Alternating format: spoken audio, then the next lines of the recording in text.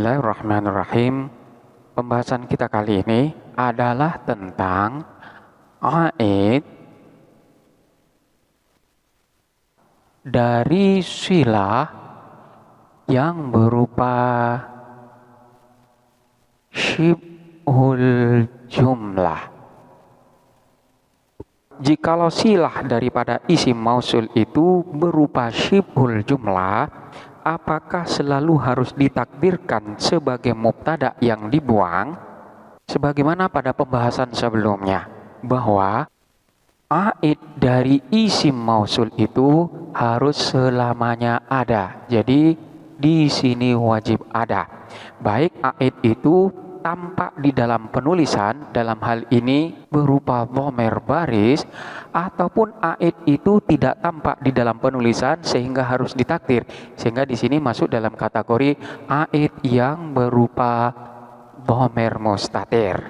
Selanjutnya, manakala aid tersebut dalam posisi mahdhuf, maka di sini harus tetap dinyatakan bahwa aid itu ada, sekalipun di sini sifatnya adalah ditakdir, diperkirakan.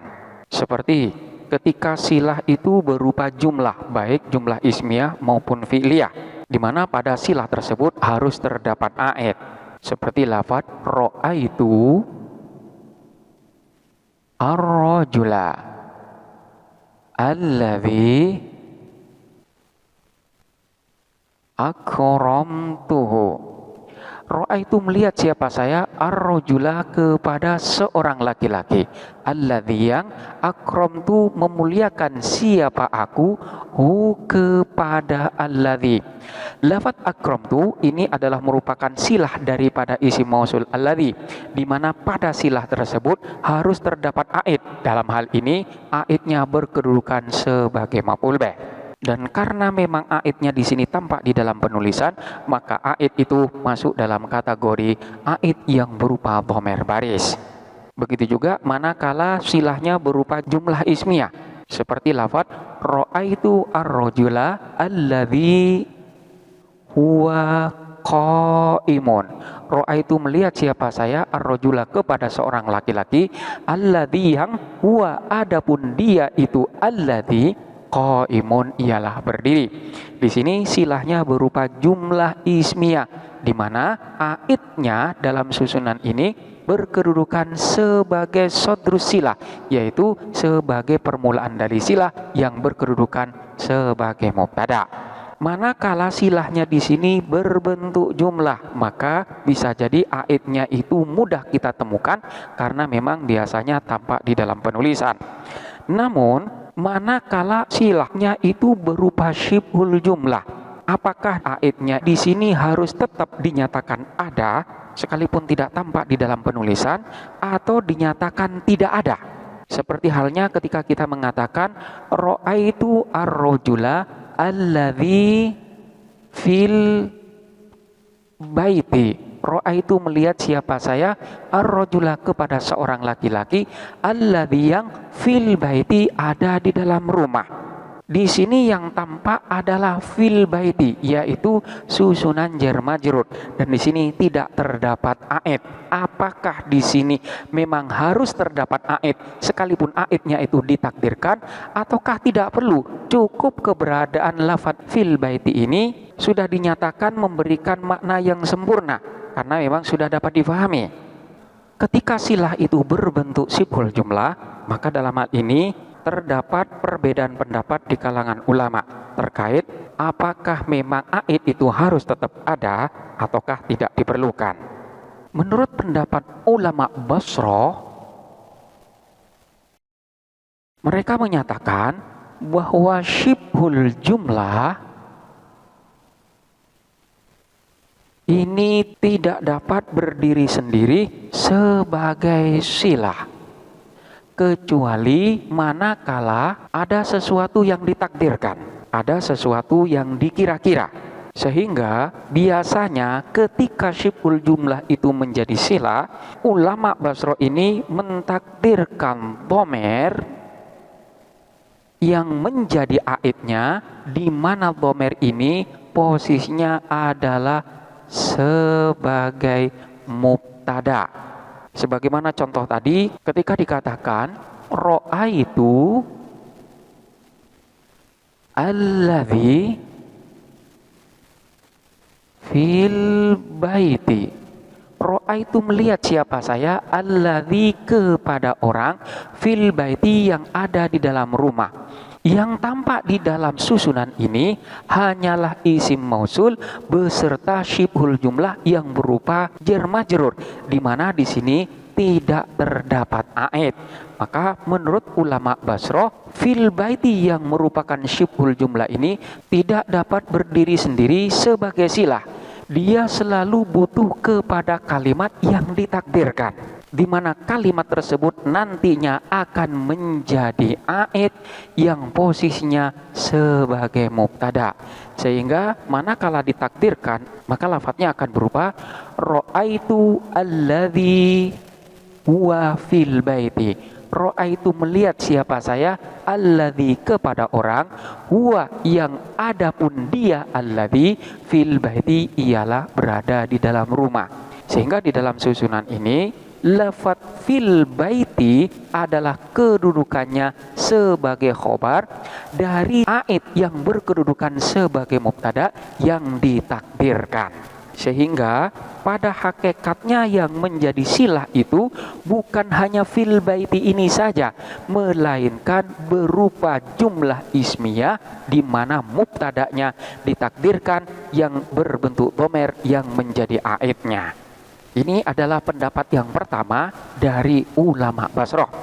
Namun sebagian ulama Basroh yang lain menyatakan tetap harus ada pentakdiran, sehingga syibhul jumlah ini tidak bisa berdiri sendiri sebagai silah. Harus ada lafadz yang ditakdirkan. Namun lafadznya itu tidak harus selalu dhamir dan tidak harus selalu berkedudukan sebagai mubtada.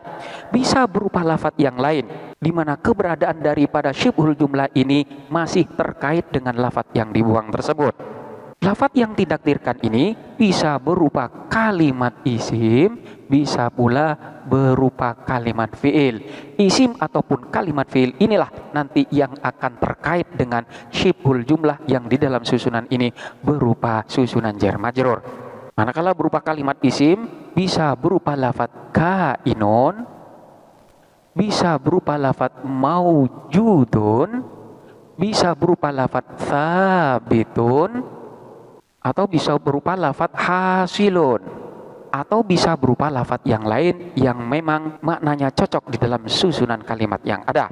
Kemudian manakala berupa kalimat fi'il, bisa berupa lafadz kana, bisa berupa lafadz wujida, bisa berupa lafadz hasola, bisa berupa lafadz thabata, bisa berupa lafadz istaqarra, dan lafadz-lafadz yang lainnya.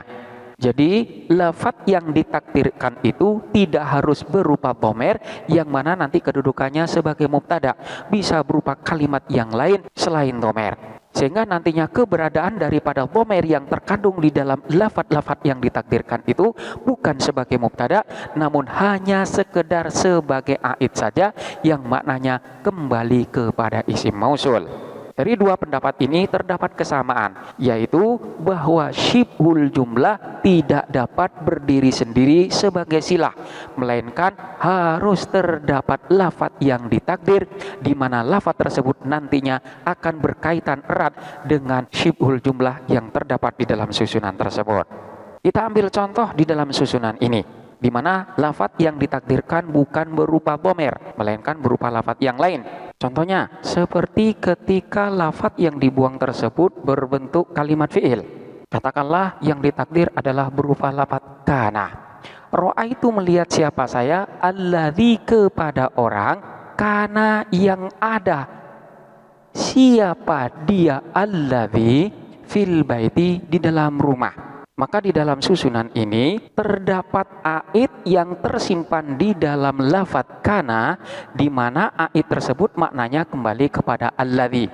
Jadi ra'aitu melihat siapa saya, alladzi kepada orang, kana yang ada siapa dia, alladzi fil baiti yang ada di dalam rumah.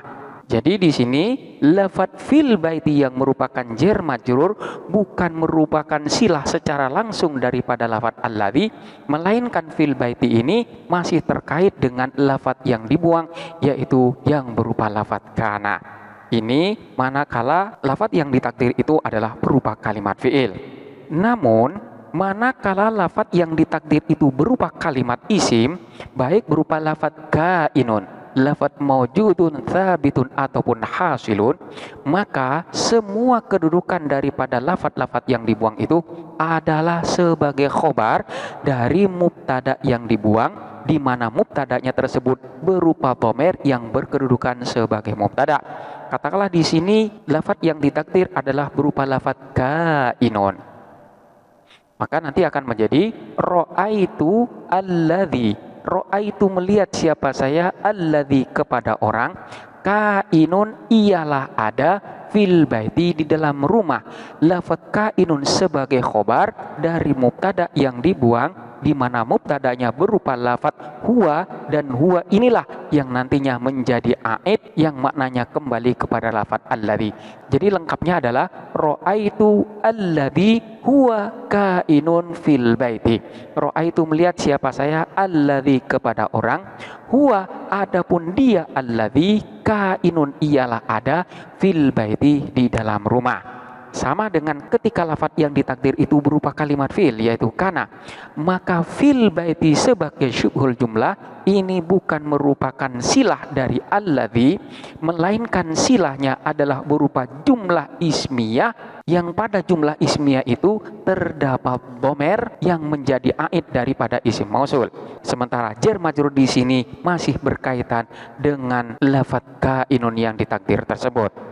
Ini menurut ulama Basroh, di mana ulama Basroh tetap menyatakan bahwa syibhul jumlah itu tidak bisa berdiri sendiri sebagai silah, melainkan dia itu masih terkait dengan lafadz yang dibuang, di mana lafadz yang ditakdirkan nanti adalah merupakan silah yang sesungguhnya. Bisa berupa dhamir, bisa pula berupa jumlah ismiyah, maupun bisa berupa jumlah fi'liyah yang dibuang.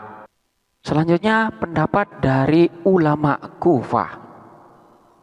Ulama Kufah ini lebih longgar daripada ulama Basroh, di mana ulama Kufah itu menyatakan bahwa syibhul jumlah ini boleh secara langsung menjadi silah daripada isim mausul. Jadi dapat menjadi silah secara langsung tanpa harus membebanin dengan adanya takdir dari lafadz yang nantinya akan menjadi mubtada. Jadi ketika kita mengatakan ra'aitu alladzi fil baiti, maka keberadaan daripada lafadz fil baiti yang merupakan susunan jar majrur ini bisa secara langsung menjadi silah bagi lafadz alladzi tanpa perlu mentakdir lafadz yang lain.